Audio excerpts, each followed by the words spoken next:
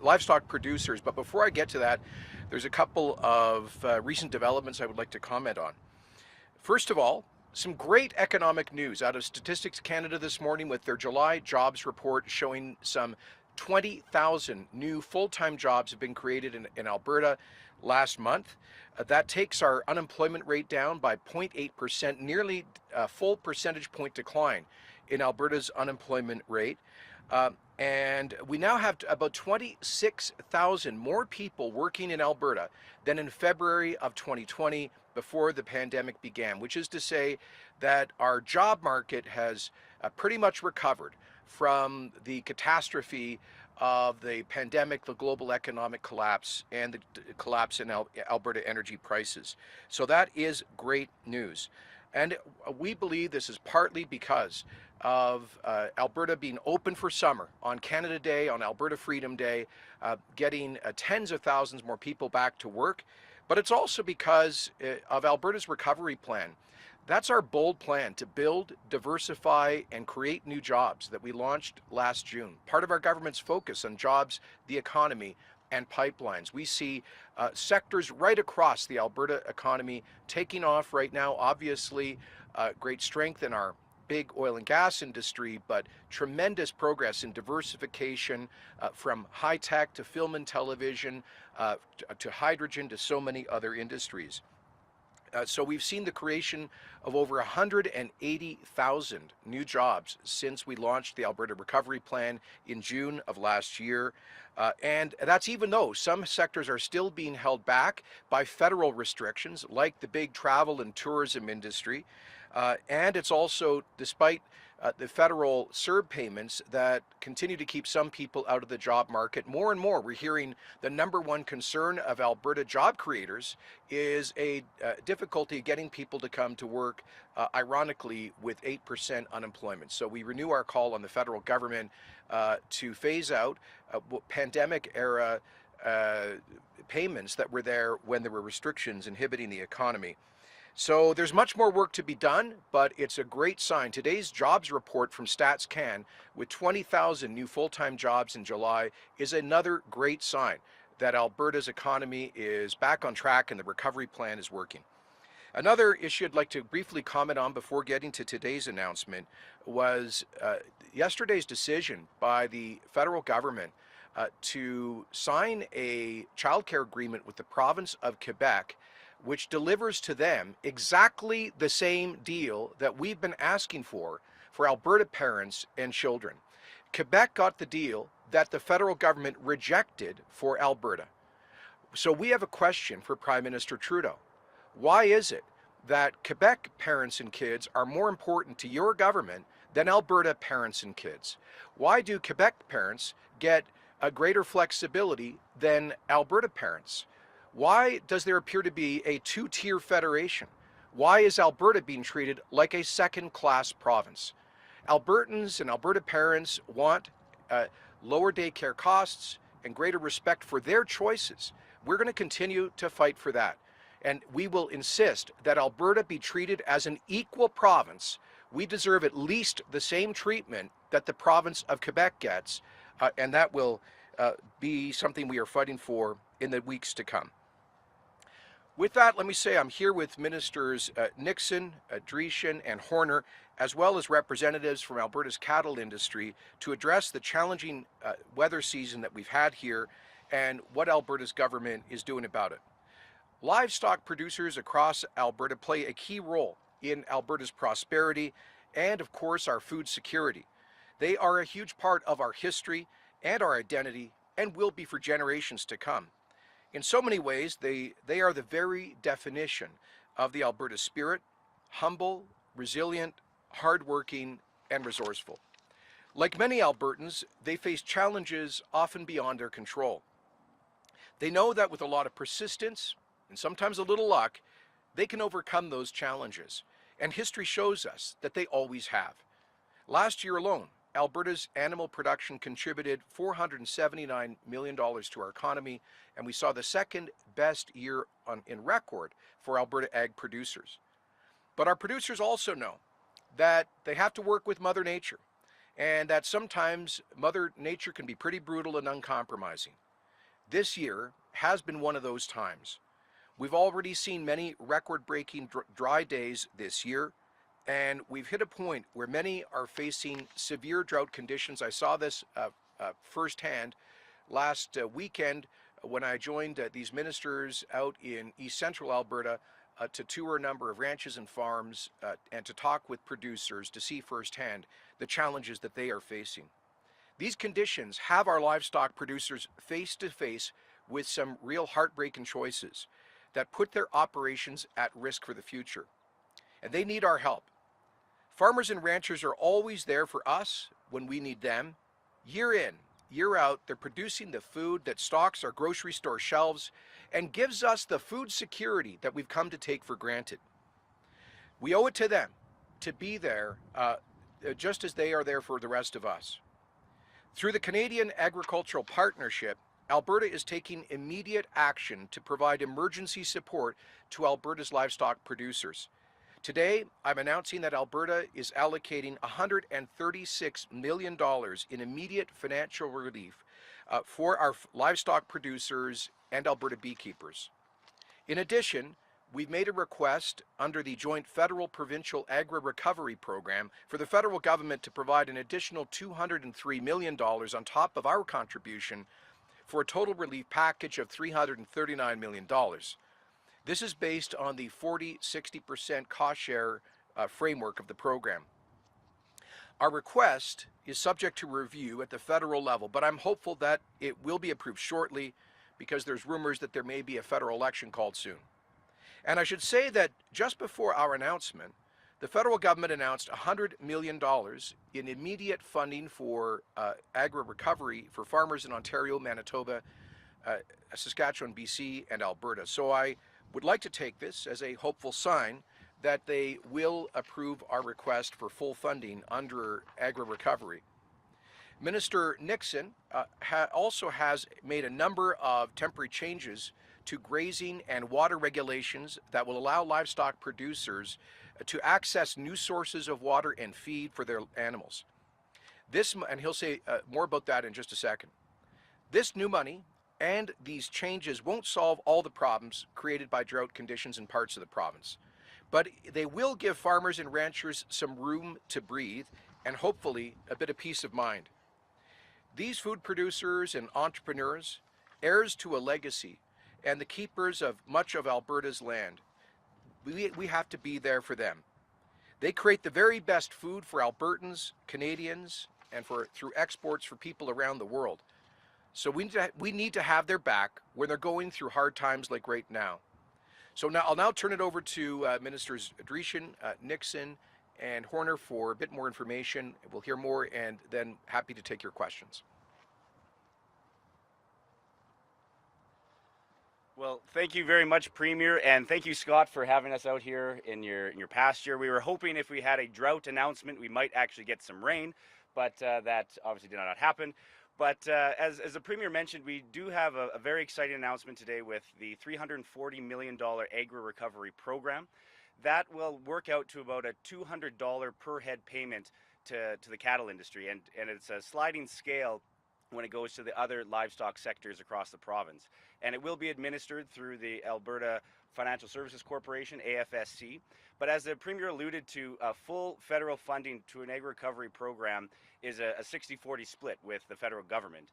And so that it's over $200 million that Alberta is requesting from Ottawa to make sure that our livestock industry here in the province is actually getting the support that they need.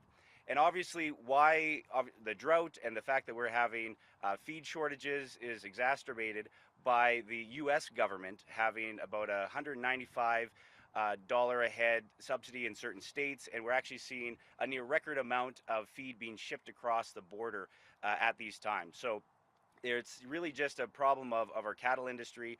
Yes, they're having record high feed prices, but they're also seeing a lack of availability of their own feedstocks, as well as their pastures being dried up. So the program details of how it'll actually be rolled out, it'll be an initial $96 or $94, initial payment that'll go out per head immediately. And then, if approved with the federal government funding, there'll be a $106 final payment that goes out at the end of the year for our livestock sector. So exciting relief for our livestock industry to make sure that they can feed their animals and they won't have to face a choice of depleting their herds, which would have huge economic consequences to the province of Alberta. So with that, I'll turn it over to Minister Nixon, who has some very exciting park announcements.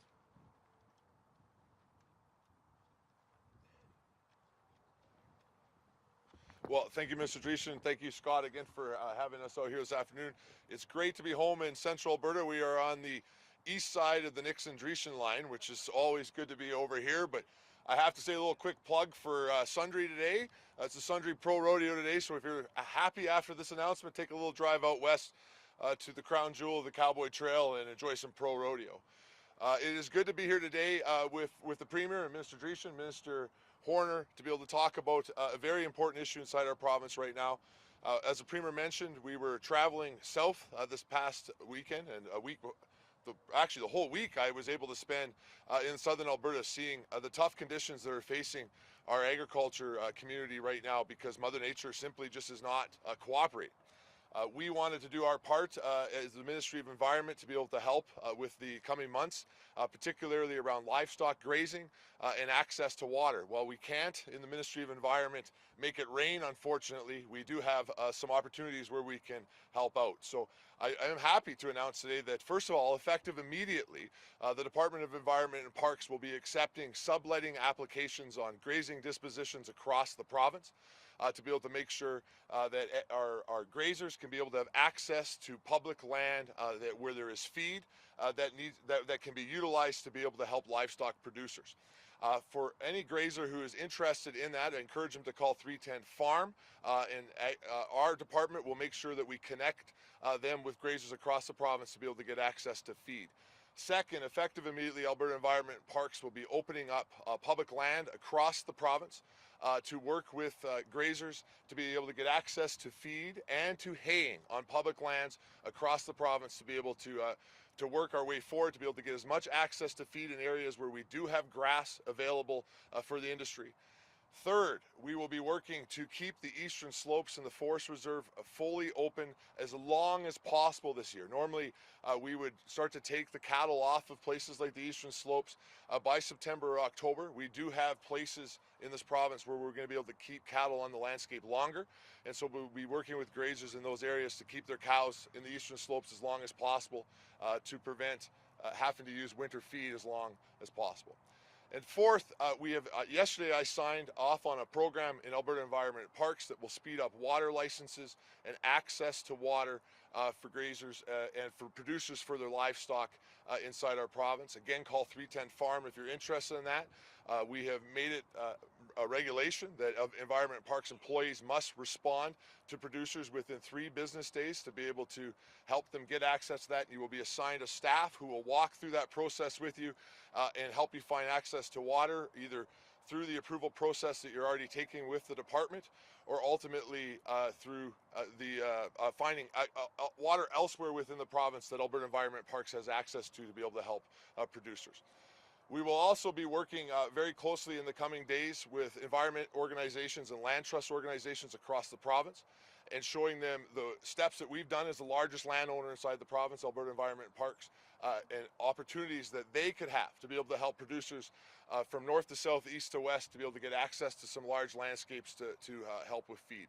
So these are some of the steps that we'll be taking in Environment and Parks to be able to support our friends in agriculture and forestry going forward, and to be able to stand shoulder to shoulder with the agriculture industry and be able to make sure we can get through this tough time. And with that, I'll turn things over to our friends at the Alberta Beef Producers to come on up and tell us what they think about this important announcement.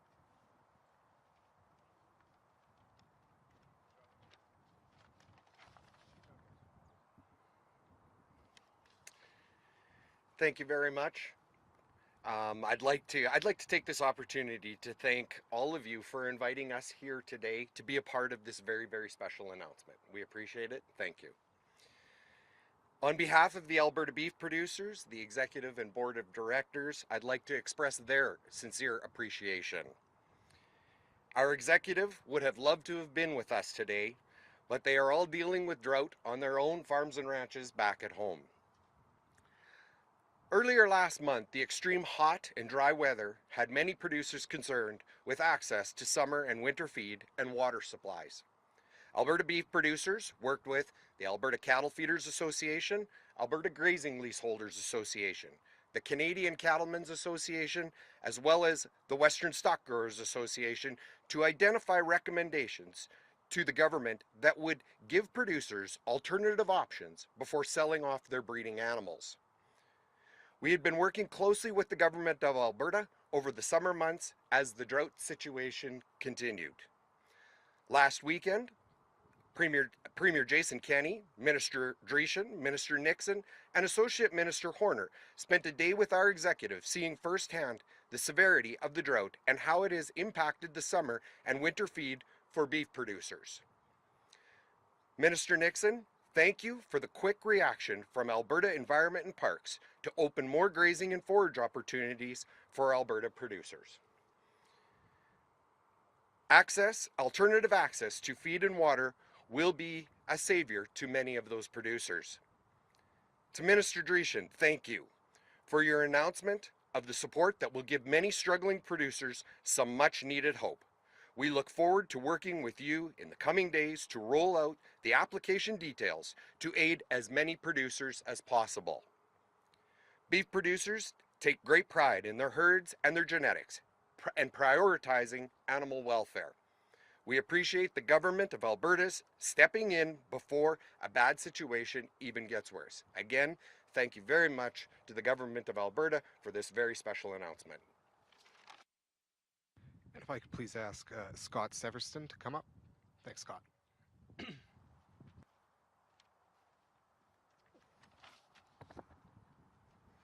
First of all, I'd just like to thank everybody for coming today. It really means a lot to us. And on behalf of myself and my family, I'd really like to thank the government of Alberta for demonstrating some incredible leadership throughout this drought and recognizing that farmers and ranchers play a huge role in our province. The farm families, we work extremely hard to put food on the table for people here in Alberta and also all around the world. Each and every day, we are responsible for hundreds of head of livestock, make sure they have feed and water. But the combination of extreme heat and a lack of rain has placed a strain on our feed and water resources, posing a threat to the agriculture industry in whole. And I thank you very much for understanding the hardships that farmers and ranchers face as a result of these prolonged drought conditions. So on behalf of my family, we are extremely appreciative that you listen to those that are out day to day on the ground doing all the day-to-day things and responded so quickly with a common sense approach, a set of supports it truly means a lot to us at the ground level. Thank you very much again for coming out. All right, thanks everyone. That concludes our formal remarks for today, and we're now going to be moving over to a media Q&A. For any journalists who are assembled here today, when you're asking your question, there's a unit mic just set up behind the cameras that I'd like you to please use to ask your questions, and please identify yourself and your news outlet as well. Before we get to you, though, we're going to take the first two questions off the phone lines, and then if we have time after the people here have asked, we'll go back to the phones. So with that, operator, can you please put through our first question? First is Alex McQuaig with the Western Producer. Go ahead, Alex. Thanks for that, and thanks for letting me ask the question here. I'm just curious about the numbers here. If I understand it correctly, it's a 94 per head immediate subsidy in conjunction with the AgriRecovery program. Will the province, if the complications develop due to the federal election, will the province commit to releasing the other funds outside of the AgriRecovery program? Yeah, great question, and something that we've had approvals here in the province for $136 million, so our portion of the $340 million, and we are hopeful that the federal government will fully fund and step up to their commitment level of 60% on the AgriRecovery. So that's a over $200 million ask. the 100 million that just got announced this morning, again, that spreads across 5 provinces. So we are hopeful that the federal government takes this seriously and understands the needs of our livestock sector, not just in the prairies, but also in BC and Ontario, and that they take this drought situation seriously and they actually commit to the full funding of the AgriRecovery program. And Alex, do you have a follow-up at all? Yeah, one for Minister Nixon regarding the opening up of public lands for grazing. Will that be solely for Alberta producers? We have quite a few cattle producers along the eastern border with Saskatchewan. Will they have any opportunities to take advantage of those increased grazing opportunities? Well, our primary focus, of course, is going to be on Alberta producers, but you are correct. We do have some grazing that goes back and forth between Alberta and Saskatchewan. Of course, we work closely with our partners in Saskatchewan. And so those from Saskatchewan that are grazing cattle on our existing public land system will certainly be part of this process. But the overall intention is to focus on making sure we got feed here for producers in the province of Alberta. Okay. Thanks very much. Operator, can you please put through our next caller? James Keller with the Globe and Mail. Go ahead, James. Hi, this is a question for the Premier on the COVID-19 situation. With the recent changes to the COVID protocols in Alberta, some businesses have expressed some concern and some confusion about sort of where they fit in all of this in terms of how do they keep employees safe, how do they keep customers safe. What is the government's advice to them in terms of any public health measures they need to be putting in place? Or is the direction really just feel free to return to pre-pandemic operations? No, actually, we have provided pretty comprehensive advice to employers at Alberta Biz Connect. I think it's albertabizconnect.ca, which is a website maintained by the Jobs and Economy Ministry and provides advice to employers on how to be COVID safe. And so there's good general and some sectoral advice there. I understand that they'll be updating it with some more general advice about what employers can do to be COVID conscious. As I and Dr. Hinshaw have both said, COVID is not over. We have to continue to manage COVID as a health challenge, but one amongst many other health challenges. And I think employers understand that. If they have somebody who comes in the pre-COVID era with an obviously infectious illness, a responsible employer would, I hope, ask them to go home and would support that choice, for example. So managing public health concerns in a workplace is not a new thing for Alberta employers. And so, as I say, that there is general advice available and sectoral advice available online through Alberta Biz Connect. As you know, Dr. Hinshaw and ministers of the government have done a constant cycle of telephone town halls with different sectors. She'll be doing another one with physicians later this week, and I'm sure that she and relevant ministers will be available to answer questions to employers if they have any about how to help support their employees with ongoing management of COVID.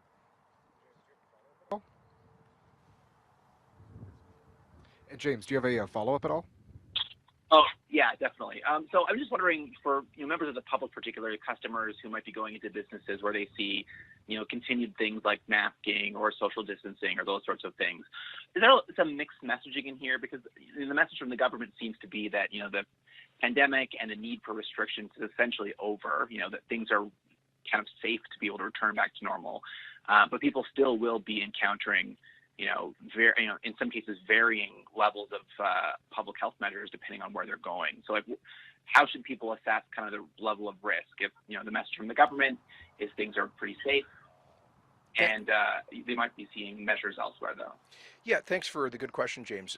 As Dr. Hinshaw has said, everybody has to assess their own risk level, take on board all of the information, and make responsible choices. If somebody, for example, is very elderly and immunocompromised and they're concerned, then they may very well choose to put on a mask in a public venue indoors, or if they're in a crowded spot, that kind of choice makes sense. And so, I think the health department and Dr. Hinshaw are providing a lot of guidance about what can be useful interventions for individuals.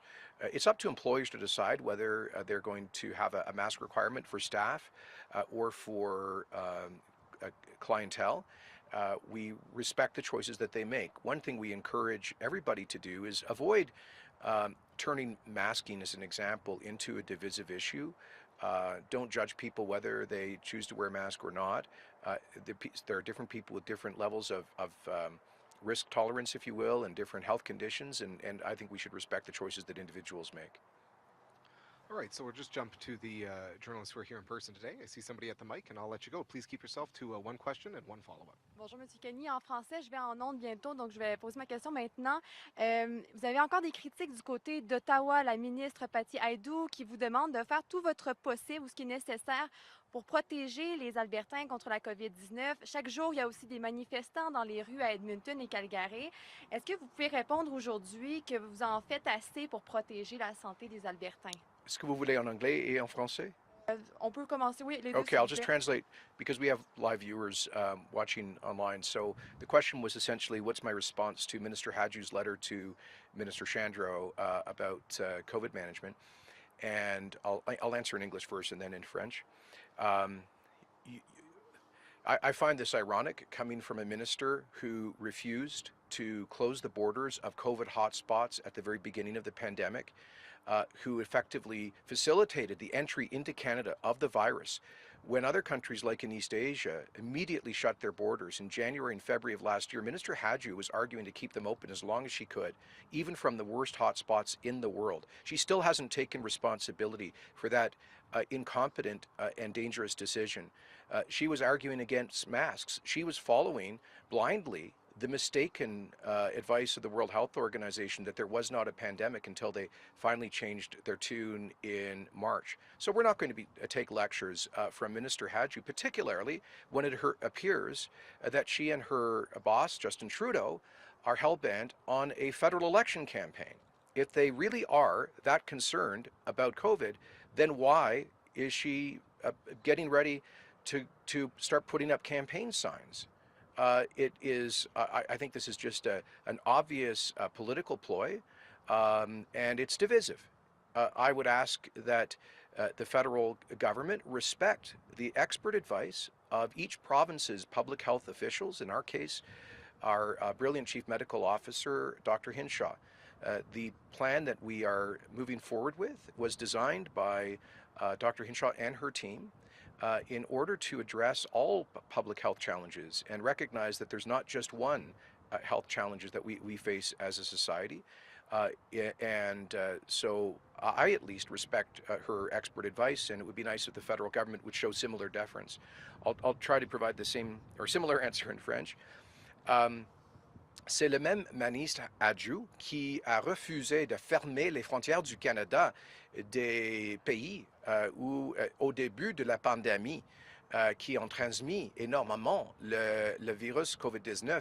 Alors, ce n'était pas une décision responsable. Elle n'a jamais pris imputabilité pour cette décision-là.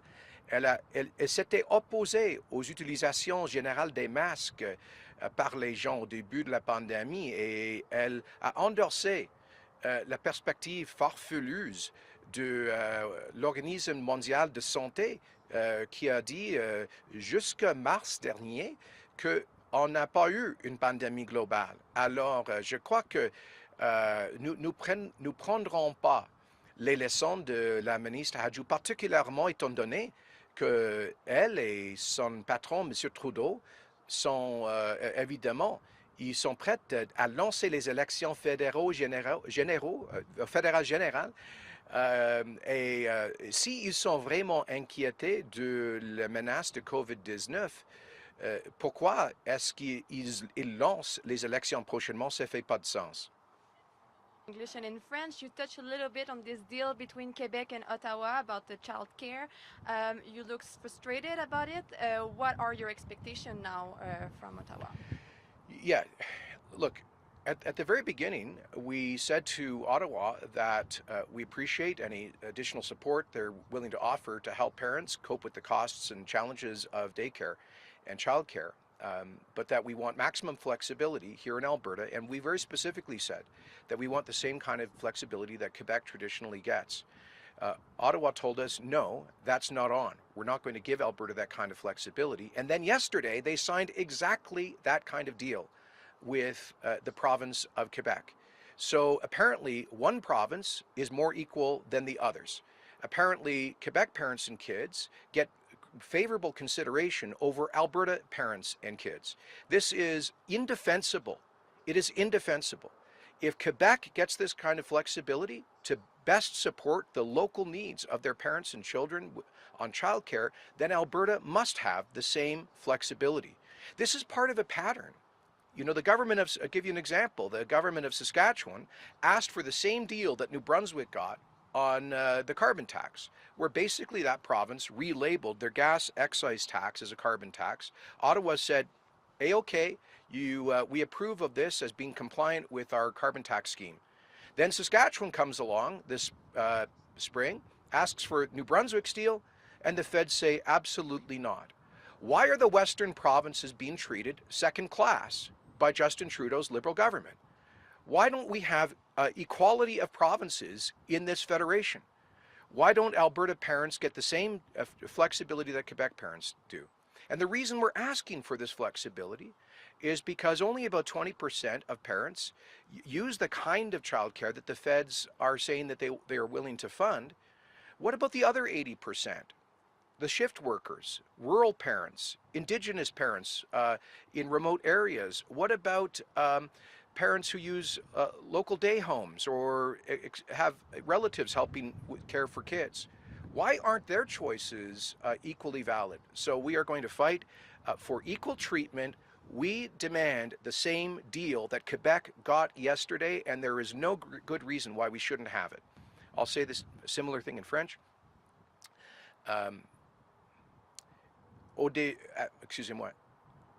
Après le budget fédéral, nous avons demandé une entente avec Ottawa sur le soin des enfants pour flexibilité maximum, comme le Québec a toujours dans ses ententes avec le fédéral. Mais le gouvernement libéral a refusé les demandes de l'Alberta à ce point-là. Hier, ils ont signé une entente avec Québec qui a donné toute cette flexibilité, exactement l'entente que nous cherchons dans les meilleurs intérêts des parents et des enfants en Alberta. Alors pourquoi est-ce que le Québec a un traitement préférable aux autres provinces comme l'Alberta? Et alors, nous voulons la même sorte de flexibilité pour qu'on puisse appuyer les choix de tous les parents en Alberta, pas seulement une minorité. Et on va lutter pour un traitement égal dans la fédération, pas seulement en ce qui concerne les garderies, mais dans tous les autres enjeux. All right, we have time for about 2 more questions today. Adam McVicker with Global News here. I guess my first question for whoever can answer is... Adam, could you just speak a little more into the mic? It's hard. Right here? Yeah. Got me? Okay. I know you've never worked with the mic before, so... Very good. How can producers access this funding that's being released here, and what should producers know about accessing those funds? Yeah, thanks. So the initial payment will be going out as soon as possible. So once we get the approval from, well, hopefully, and the $200 million funding from the federal government, it'll go out as soon as possible.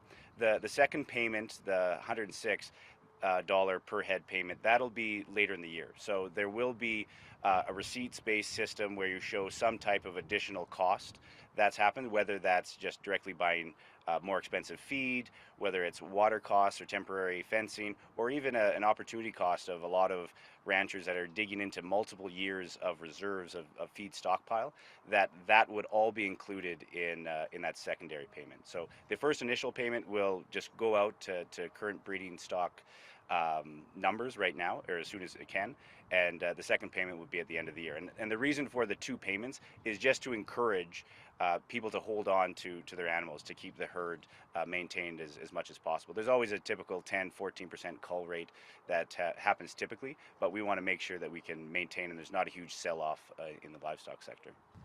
And I guess my follow-up, I know there's been reporting on this regarding the drought situation. Can you give us just an idea of what our producers are dealing with when it comes to this drought and just kind of how bad the situation out there is? Sure. Only about 20% of crops and pastures across the entire province are doing well. The vast majority are poor or extremely poor. And something that we as a province did early this year was actually reduce crop, pasture, and forage insurance premiums by 20%. And we actually saw 400 additional farmers take out and ranchers take out that insurance, as well as 1,400 increasing their insurance payouts. So AFSC is estimating now that it could be about $1 billion of insurance payments going out in the ag sector here in Alberta alone. And so it is something it's similar to 2002 drought that lots of farmers and ranchers remember, and so that's the severity of this current situation. Sure.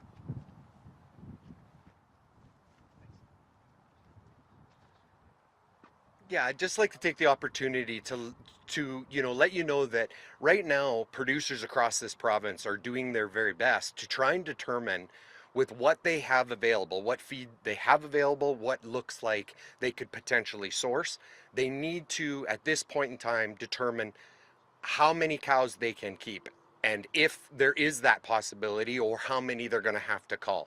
So these are some extremely difficult decisions where producers are trying to determine their very livelihoods and how they're going to handle the situation going forward.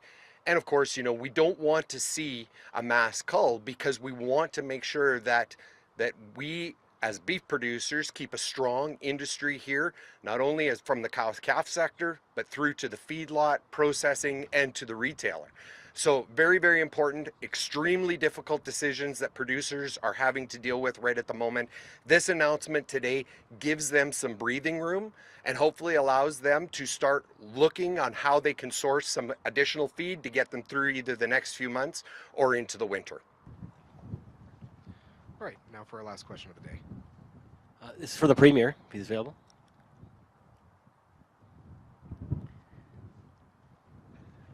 Dan Singleton from the Albertan in Olds. Is it your feeling that the Alberta Provincial Police would be welcome in Alberta, particularly rural Alberta? Yes.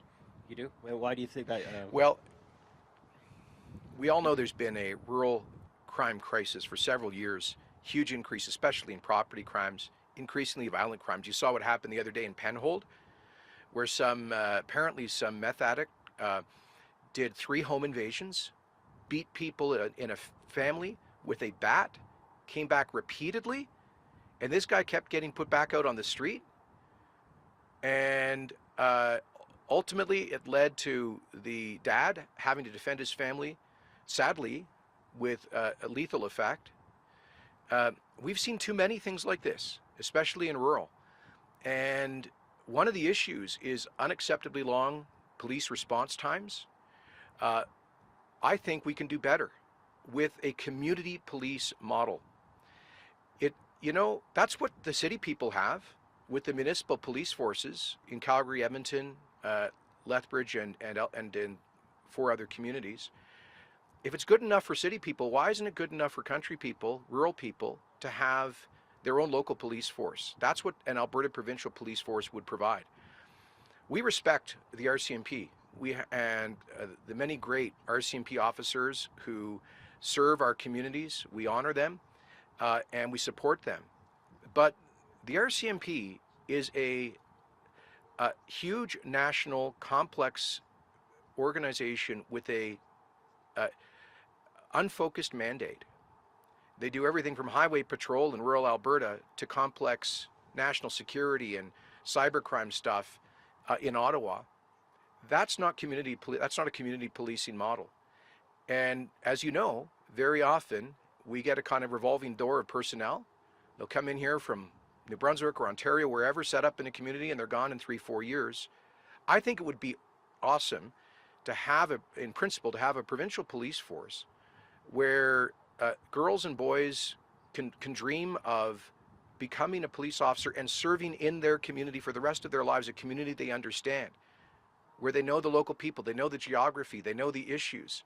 That's the community policing model. So we're working on further research. We've done an initial study with, I believe it's with Deloitte's, that through the Department of Justice and Solicitor General. And we've sent them back to, they're going to launch consultations, I think, shortly. Minister Maddy will have something to say about that, more detailed consultations. One of the concerns we hear from municipalities is they want to make sure if we go to an Alberta Provincial Police, it doesn't cost them more, and we're going to guarantee them that this model would not cost them 1 cent more. We also want to work closely with Indigenous communities to make sure that they are supportive of a local provincial policing model that would massively improve responsiveness to and governance involvement of Indigenous communities. And this would also be a proposed model that is focuses on crime prevention and addressing many of the social gaps that are connected to law enforcement issues. So the work is ongoing, and we haven't made final decisions, but you can see, I believe there would be many advantages in principle to a local police force. You can go ahead. Quick follow-up. Yeah. Any idea when we'll see a referendum on the this issue? Well, no final decisions have been made. We want to take this to the next step, which is really in-depth consultations, especially with municipalities and Indigenous communities, based on the model that is being prepared by Justice and Solicitor General. So those consultations will happen this fall and into the winter. And then we'll, I think, late next winter, spring of 22, make a decision about whether go or no go on this. It would take us 3, maybe 4 years if we decide to go in this direction to transition, because we need to give notice in principle for potential cancellation of the police services contract with Ottawa. And there would obviously be a lot of transitional stuff. And let me say, I was talking earlier about Ottawa giving Quebec its desired deal on daycare, but refusing the same deal for Alberta. I don't see policing as being any different. Quebec has always had its provincial police force. Ontario and Newfoundland have done so. And I can tell you, I've talked to other premiers who are very interested in the research that we are doing about a potential local police force, just as the city of Surrey has done by pulling out of their RCMP contract. That's a city with 650,000 people. It's the size of New Brunswick. And they did this as well because they want local community policing. So I think there's a bit of a trend happening here, and just stay tuned. Right, thanks so much, everyone. Appreciate everyone who came out today. Thanks again to the Sievertsons. Really appreciate you guys having us out here. Hey, Gary, how are you? Good to see you. Thank you.